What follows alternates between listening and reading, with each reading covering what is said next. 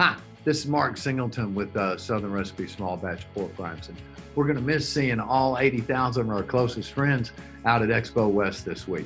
It's obviously going to be a little bit later in the year before we get together, but we're sure looking forward to it.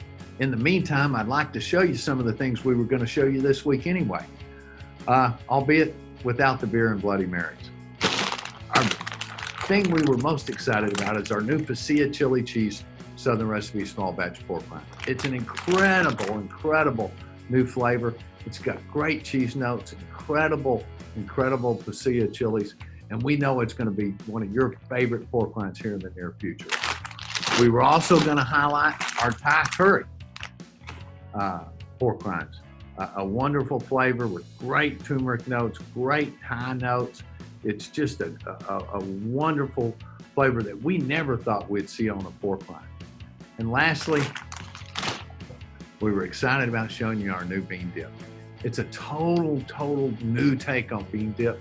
It's nothing like anything out there. Farm-raised vegetables, really diced cut, thick cut. It's perfect for dipping with a pork rind. And it's got some of our great Tarita cracklings in there as well.